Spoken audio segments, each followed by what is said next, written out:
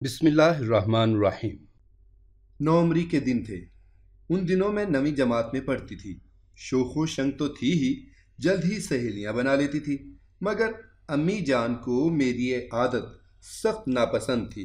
وہ کہتی تھیں کہ اچھی لڑکیوں کو دوست بنانا چاہیے، زیادہ دوستیاں اچھی نہیں ہوتیں۔ میں ماں باپ کی اکلوتی بیٹی تھی۔ تنہائی کا سانپ مجھے ہر لمحے ڈستا تھا۔ جی چاہتا کوئی ہو جس سے میں خوب باتیں کروں، گپ شپ کروں، حال احوال کہوں۔ میں نے کئی سہیلیاں بنائیں مگر زیادہ عرصے تک دوستی نبھ نہ سکی۔ وجہ یہ کہ جب وہ گھر آتیں امی جان کو ان کے بارے میں تشویش ہو جاتی کہ کس گھر سے آئی ہیں، کیسی ہیں، ان کے والدین کون ہیں، وغیرہ وغیرہ۔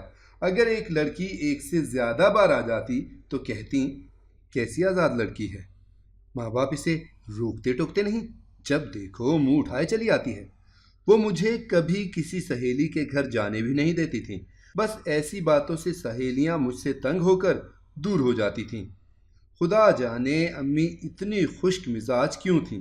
پھر ان کی سمجھ میں یہ بات نہیں آتی تھی کہ سہیلیاں لڑکیوں کی ضرورت ہوتی ہیں جن کے بغیر زندگی بے رونق اور ادھوری ہوتی ہے، جبکہ ماں اور بیٹی کا رشتہ پرتکلف ہوتا ہے۔ ماں تو ماں ہوتی ہے، وہ دوست جیسی نہیں ہوتی۔ ہر رشتے کے اپنے تقاضے اور اپنی پہچان ہوتی ہے۔ جب میری بہت سی سہیلیاں چھوٹ گئیں تو میں اداس اور پریشان رہنے لگی۔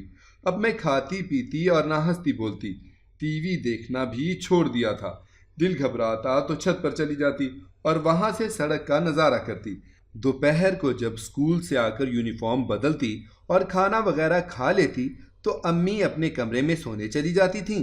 ایسے میں مجھے نیند نہیں آتی، وقت کاٹے نہ کٹتا۔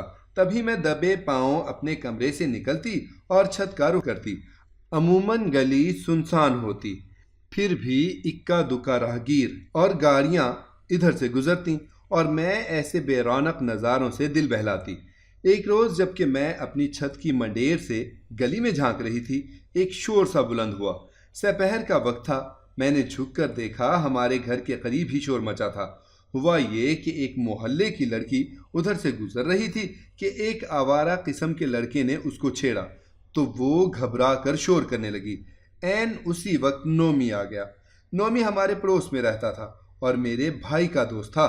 اس نے جو فوزیہ کو شور مچاتے پایا تو دوڑ کر اس کی طرف آیا اور پوچھا کیا ہوا۔ فوزی نے اس لڑکی کی طرف اشارہ کیا جو نومی کو آتے دیکھ کر بھاگ نکلا تھا۔ نومی نے اس کا پیچھا کرنا چاہا مگر وہ نکل گیا۔ تبھی نومی واپس آیا اور فوزیہ سے پوچھا کہ معاملہ کیا تھا۔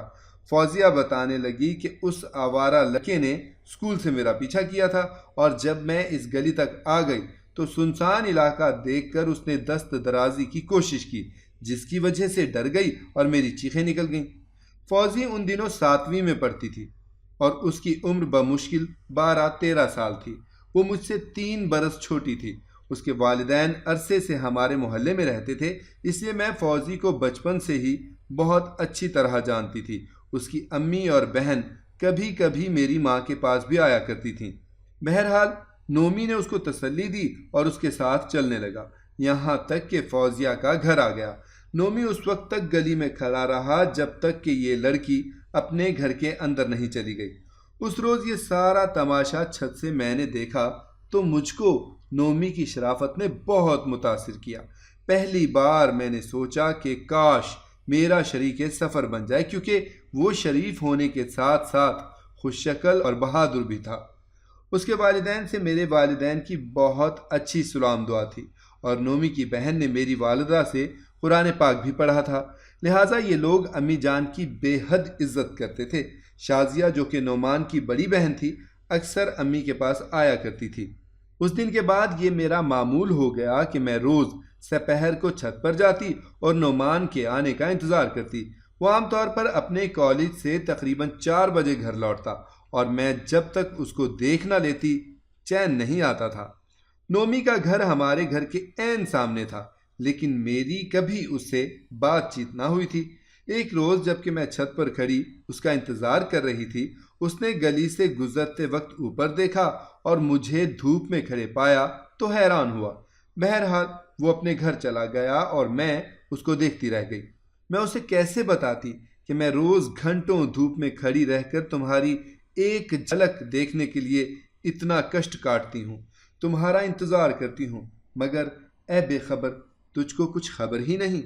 ایک دو روز گزرے کہ پھر ایسا ہی ہوا کہ میں چھت پر کھڑی تھی اور کالج سے لوٹتے ہوئے اس نے مجھے دیکھا۔ جب کئی بار یہی ہوا تو نومی کو یقین ہو گیا کہ میں اسی کے لیے چھت پر کھڑی ہوتی ہوں اور دھوپ میں اس کا انتظار کرتی ہوں۔ اس کے دل کا حال مجھے پتا نہ تھا، میں تو بس اپنے دل کا حال جانتی تھی۔ ایک روز جب کہ چھٹی کا دن تھا، اس کی بہن شازیہ ہمارے گھر آئی۔ جب اس کو مجھ سے بات کرنے کا موقع ملا تو آہستہ سے سوال کیا، ریدا، کیا تم میرے بھیا سے شادی کرو گی؟ کیا کہا؟ میں نے چونک کر پوچھا، جیسے مجھے اپنے کانوں پر یقین نہ آ رہا ہو۔ اس نے اپنا سوال ایک بار پھر دہرایا، کیا تم نعمان سے شادی کرو گی؟ تب ہی بے اختیار میرے منہ سے نکلا، شازیہ آپی، کیا آپ کو نومی نے بھیجا ہے؟ ہاں، وہ تمہاری مرضی جاننا چاہتا ہے۔ اگر تم ہاں کہہ دو گی تو امی ابو تمہارے گھر آ کر رشتہ نومی بھائی کے لیے طلب کر لیں گے۔ یہ تو میرے دل کی شدید خواہش تھی، میں نے دل و جان سے اسے چاہا تھا اور یہی چاہ رہی تھی کہ نومی میرا ہو جائے۔ میں نے ہاں کہہ دی، شازیہ آپی چلی گئیں اور ایک ہفتے کے بعد ہی ان کے والدین میرے ابو امی سے رشتہ طلب کرنے آ گئے۔ وہ نومی کے لیے میرا ہاتھ مانگ رہے تھے۔ تب امی نے مجھ سے پوچھا بھلا مجھے کیا اعتراض ہو سکتا تھا۔ فوراً کہا، جی امی، مجھے شازیہ آپی کا گھرانہ بچپن سے ہی اچھا لگتا ہے۔ امی کا خیال تھا کہ نعمان کی ابھی تعلیم مکمل نہیں ہوئی ہے، جب پڑھ لکھ لے گا پھر نوکری کا مرحلہ آئے گا، لڑکا جانے کتنے سال بعد کمانے کے لائق ہو، اس وقت تک لڑکی کو بٹھائے رکھنا ہوگا۔ ادھر ابو کا خیال تھا کہ لڑکی بھی تو پڑھ رہی ہے، جب تک نعمان کمانے کے لائق ہوگا ردا بھی پڑھ لکھ لے گی۔ کچھ دن تک یہ بات وجہ تنازع بنی رہی، مگر جب ایک روز نومی نے چھت پر آ کر مجھ سے بات کی تو میں نے ٹھان لی کہ اب چپ نہ رہوں گی، امی کو بتا دوں گی کہ میں شادی نومی سے ہی کروں گی، کیونکہ مجھے ڈر تھا کہ اگر میں چپ رہی اور زبان نہ کھولی تو عین ممکن ہے کہ میری ماں اس رشتے سے انکار کر دیں اور پھر نومی کے والدین اس انکار کو توہین خیال کر لیں۔ ایسی صورت میں وہ دوبارہ ہمارے گھر کی دہلیز پار نہ کریں گے۔ میری عمر ہی کیا تھی، یہی 15-16 برس۔ میں نے منہ کھول کر ماں سے کہہ دیا کہ آپ نومی کا رشتہ قبول کر لیں ورنہ میں کسی اور سے شادی نہ کروں گی۔ یہ بات سن کر میری ماں تو ہکا بکا رہ گئی۔ ان کو یقین نہ آتا تھا کہ جس پودے کی انہوں نے اتنی حفاظت کی ہے اس پر کانٹے اگنے لگے ہیں۔ امی کی سوچ ہی نہیں، ان کی روح بھی زخمی ہو گئی۔ بے اختیار زبان سے نکلا، ردا، یہ تم کیا کہہ رہی ہو بیٹی؟ تم نے میرے آگے زبان کھولی؟ میں تو سوچ بھی نہیں سکتی تھی کہ تم ایسا کہہ سکتی ہو۔ وہ رونے لگیں۔ تبھی بھیا آ گئے اور پھر انہوں نے ماں کو سمجھایا کہ آپ کو اس کی رائے معلوم کرنا تھی نا، سو اس نے اپنی رائے دے دی ہے، اس میں پریشان ہونے کی کیا بات ہے؟ انکل اور آنٹی کو ہم برسوں سے جانتے ہیں، نومی بھی کوئی ایسا برا لڑکا نہیں ہے۔ ردا کو یہ رشتہ پسند ہے تو ایسی کون سی قیامت آ گئی ہے؟ وہ لوگ خود رشتہ لائے ہیں، ردا نے تو ان کو نہیں بھیجا۔ ایسی باتیں کر کے غرض بھائی نے امی کو ٹھنڈا کیا اور پھر میری منگنی نعمان سے کر دی گئی۔ امی ابو میرے رشتے کے لیے کوئی اونچا گھرانہ دیکھ رہے تھے، مگر جو میری قسمت میں لکھا تھا وہ ہو گیا۔ جب میں خوش نظر آئی تو والدین بھی اس فکر سے آزاد ہو گئے کہ بیٹی کا رشتہ تلاش کرنا بھی تو ایک بے حد دشوار مرحلہ ہوتا ہے۔ جب یہ مرحلہ طے ہو گیا اور میری نومی سے منگنی ہو گئی تو میں خوب دل لگا کر پڑھنے لگی۔ امی ابو نے اس منگنی میں محلے والوں میں سے کسی کو نہیں بلایا، صرف ابو کے 2-4 قریبی رشتہ دار مدعو تھے، اسی لیے ہماری گلی میں کسی کو علم نہ تھا کہ میرا رشتہ نومی سے پکا ہو گیا ہے۔ فوزی کا گھر ہمارے مکان سے بس چند قدم کے فاصلے پر تھا۔ ایک دن وہ ہمارے گھر پر آئی اور کہنے لگی، ردا، ہماری دوستی بچپن میں بھی تھی، پھر تم نے ملنا چھوڑ دیا تو اب بس سلام دعا باقی رہ گئی ہے، کسی دن میرے گھر ضرور آنا۔ امی اجازت دیں گی تو ضرور آؤں گی، میں نے بتایا۔ بچپن میں تو روز آ جاتی تھی۔ وہ بچپن تھا فوزیہ، میں نے جواب دیا۔ 2-4 روز کے بعد وہ پھر آ گئی اور امی سے کہا، خالہ جان، کل میری سالگرہ ہے، آپ ردا کو ضرور بھیجنا، میں دعوت دینے آئی ہوں۔ امی نے جواب دیا، ٹھیک ہے، ردا جانا چاہے تو بھیج دوں گی۔ اگلے دن سالگرہ تھی، میں نہ گئی کیونکہ امی کا دل نہیں چاہتا تھا کہ میں جاؤں۔ بولی، آج نہ جانے کیسی کیسی اس کی سہیلیاں جمع ہوں گی، پھر کسی روز چلی جانا۔ میں نے ماں کی بات مان لی۔ ایک ہفتے کے بعد فوزیہ کی چھوٹی بہن ندا آئی اور پیغام دیا کہ فوزی باجی نے کہا ہے کہ میرے گھر ضرور آؤ، مجھے تم سے ایک ضروری بات کرنی ہے۔ میں اس بات سے بے خبر تھی کہ اس نے مجھ سے کیا بات کہنی ہے۔ میں نے امی سے جانے کی اجازت مانگی۔ امید نہیں تھی کہ اجازت مل جائے گی، لیکن وہ جانے کس موڈ میں تھیں۔ انہوں نے مجھے جانے کی اجازت دے دی۔ جب میں فوزیہ کے پاس گئی، اس نے کہا، چتا، میں نے تم کو ایک خاص بات کہنے کے لیے بلایا ہے، اور وہ یہ کہ ہمارا پڑوسی نومی جب بھی اپنی چھت پر آتا ہے، میں اپنے گھر کے صحن میں آ جاؤں تو وہ ہاتھ کے اشارے سے میری خیریت پوچھتا ہے۔ اس بات سے میں کافی پریشان ہوں، میری سمجھ میں نہیں آتا کیا کروں۔ میری کوئی ایسی دوست بھی نہیں جس سے مشورہ لوں۔ وہ صحیح کہہ رہی تھی، مگر یہ سن کر میرے پاؤں تلے سے زمین نکل گئی۔ مجھے ایسا گمان بھی نہ تھا کہ وہ نومی کے بارے میں بات کرے گی۔ میں یک دم ڈر گئی، کیونکہ وہ میرا منگیتر تھا، میرا ہونے والا سرتاج تھا، لہٰذا اس کا امیج کسی صورت خراب نہ دیکھنا چاہتی تھی۔ سوچا فوزیہ بھی چھوٹی ہے، اس کو کنٹرول کرنا آسان ہے، میں اس کو سمجھا لوں گی کہ یہ بات وہ کسی اور سے نہ کہے، ورنہ نومی کا بدنام ہو جانا یقینی ہے۔ اب وقتاً فوقتاً فوزیہ سے ملنا ضروری ہو گیا، اور میں نے اس کو تحفہ بھی دیا، ہدایت کی کہ میرے گھر آ جایا کرو۔ امی نے بھی اعتراض نہ کیا، کیونکہ فوزیہ کمسن اور سیدھی سادھی لڑکی تھی۔ وہ میرے پاس ہفتے میں 3 دن ٹیوشن پڑھنے کے بہانے آنے لگی۔ اب وہ مجھے نومی کی باتیں بتاتی اور میں نہایت دل جمعی اور غور سے سنتی۔ اس نے کہا کہ نومی نے کسی طرح اس کا فون نمبر معلوم کر لیا ہے، وہ اس کو فون کرتا ہے اور وہ بھی اس سے تھوڑی سی بات کر لیتی ہے۔ وہ کیوں تم کو فون کرتا ہے؟ اس سوال پر بولی، مجھ سے دوستی کرنا چاہتا ہے، لیکن تم تو چھوٹی سی ہو، ہم دونوں اچھی باتیں کرتے ہیں۔ وہ کہتا ہے کہ ہر ایک کے ساتھ نیکی کرو اور اچھی نیت رکھو، وہ بس اسی طرح کی باتیں کرتا ہے۔ میں سمجھ گئی کہ ان کی دوستی بری نہیں ہے، تاہم میں فوزیہ کو سمجھاتی تھی کہ تم ابھی بچی ہو، اس لیے کسی لڑکے سے یوں فون پر بات کرنا ٹھیک نہیں ہے۔ وہ بولی، پھر تم اس سے فون پر بات کر کے اس کو یہ بات سمجھا دو۔ میں نے نومی کو فوزیہ کے کہنے پر فون کیا اور کہا کہ تم کیوں اس بیچاری لڑکی کو تنگ کر رہے ہو۔ اس نے کہا کہ تم میری منگیتر ہو اور میں تم سے بات کرنے کا کوئی وسیلہ تلاش کر رہا تھا۔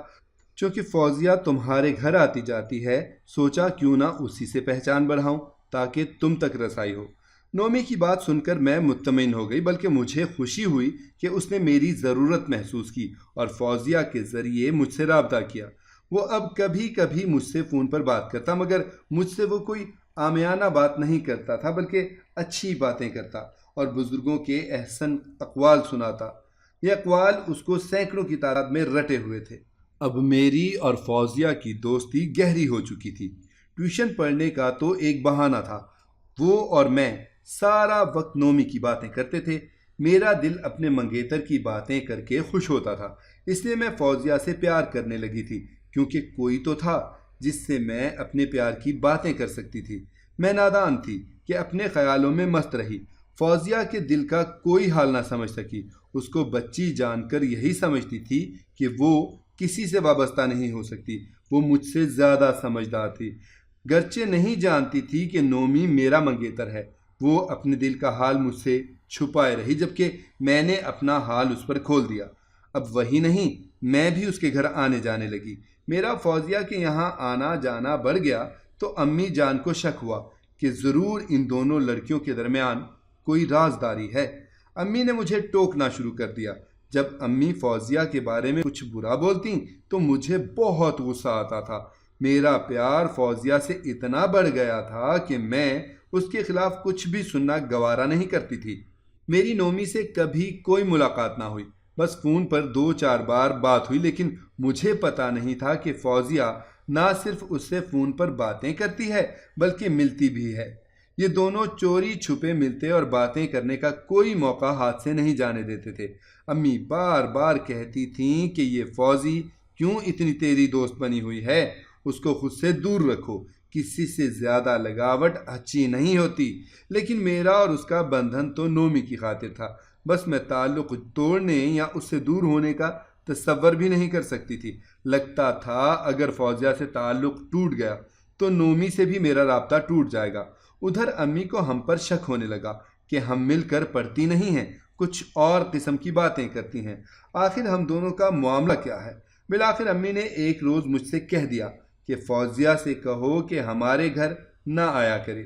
اس بات پر میں امی سے الجھ گئی اور ان کے سامنے زبان چلائی۔ میری ماں کو بہت رنج ہوا کہ دیکھو میری بیٹی ہو کر میرے سامنے بولتی ہے۔ میں نے فوزیہ کی خاطر اپنی ماں سے خاصی بدتمیزی کی تھی۔ میں اسکول گئی تھی کہ ایک روز فوزیہ آ گئی میری غیر موجودگی میں۔ تب میری امی نے پیار سے پوچھا کہ کیا بات ہے، تم دونوں کے درمیان کوئی رازداری چل رہی ہے؟ فوزیہ نے امی جان کو میرے بارے میں غلط سلط باتیں گھڑ کر سنا دیں، جن کو سن کر انہیں بہت غصہ آیا، اور جب میں اسکول سے گھر پہنچی میری ماں نے مجھے آڑے ہاتھوں لیا اور کہا کہ جس لڑکی کو تم اپنا دوست سمجھتی ہو وہ تیرے بارے میں ایسی باتیں کر کے گئی ہے۔ حالانکہ میں نے کبھی فوزیہ کو نہ کہا تھا کہ میں اپنے منگیتر سے ملنا چاہتی ہوں، کبھی کوئی خط نومی کے لیے اس کو نہیں لکھ کر دیا تھا، مگر اس نے ایسی ہی جھوٹی باتیں کی جس سے میری والدہ سخت جزبز ہوئیں اور ان کو اپنی عزت خطرے میں نظر آئی۔ امی نے مجھ سے کہا تو میں نے الٹا اپنی ماں کو جھوٹ سمجھ لیا کہ فوزیہ کو مجھ سے دور کرنے کی خاطر امی ایسا کہہ رہی ہیں۔